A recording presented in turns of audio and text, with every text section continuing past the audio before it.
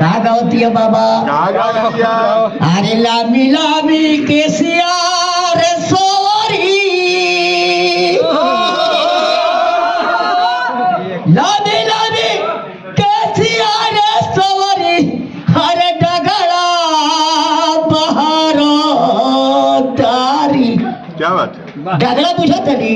Road road यही रास्ते पर छपरा से सिवान कलकत्ता गोपालगंज में कहाँ जाएगा? मैं कलकत्ता है नहीं बेटे, गोपालगंज यही रास्ता से ढेले जाए। गोपालगंज जुड़ जाता तो लबी लबी कैसिया रे सोरी, कहले ना तो बस में तो करा बोलने बड़ा बिना कोयले तो गुजारा बाना ना आ गए हीरो हीरो, हरे वही है प्रभु रा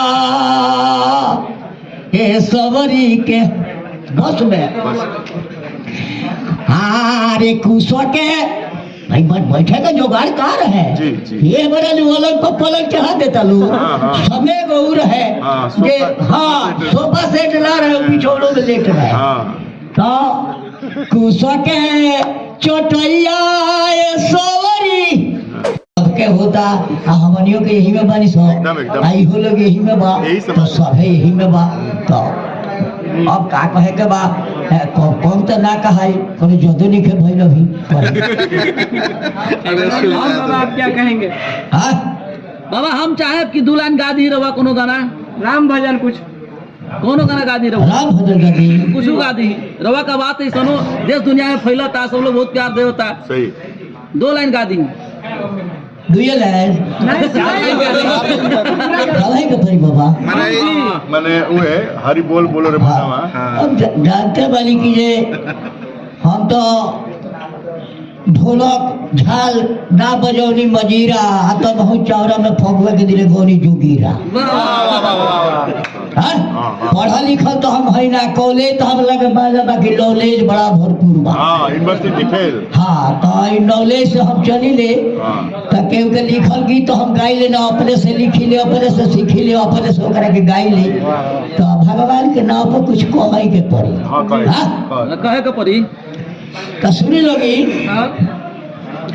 समय को ऐसा रहे कि सवरी भगवान के भक्ति रहे समझी तो सौरी भगवान के भक्ति रहे तो कहलो जी का भगवान अतरा दिस रवा भक्ति में जुटल बनी रहुआ याद ले हमरा झोपड़ी बनावेनी भगवान के दिल में भर की दे भाई तो पुजेरी हियो हवा तो एकरा लगे तो हमरा चलल जरूरी बा। हाँ भगवान टाइम दे देनी कि चल फलाले तारीख फलाले तारीख तो ये घड़ी बाबू घड़ी कार है डेट रहे। हाँ भाई डेट रहे तो बड़ी खुशी में सवरी गावती है।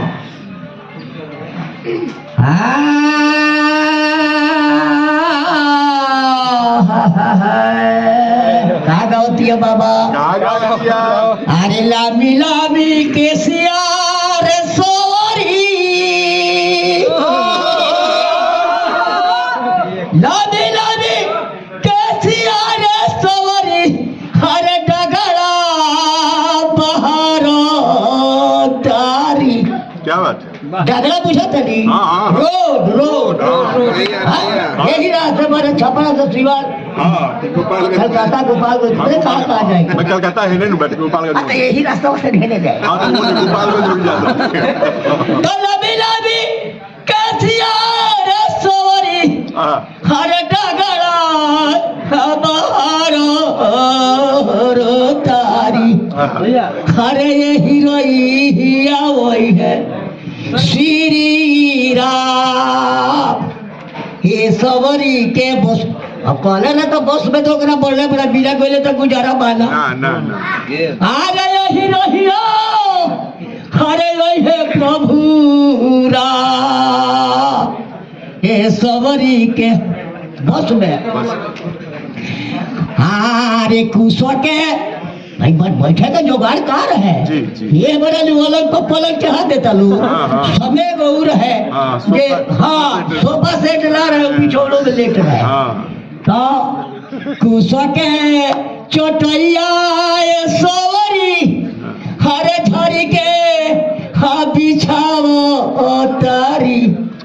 खाती अरे या सोलो लगोई है अरे भगवान केहू के द्वार पर कुर्सी डाल रही तो चटाई तो बालू हाँ सटाई बा धान रजाई बालू हाँ ऊपर हाँ? हाँ अरे या सोलो लगोई है भगवान हे सवरी के बस में बस में अरे पेड़ के बैरिया रे सवरी हाँ, पेड़ के बैर जी जी पेड़ के बैरिया सवरी अरे चौकी चौकी धर तारी का है कौन में मीठ बा कौन में खट्टा बा खट्टा दिव तो भगवान हरक नहीं हो क्या बात ना करी क्या बात हाँ अगर जेकर कम होई भाई ना लू जी जी जी अरे पेड़ के बैरिया सवरी अरे चौकी चौकी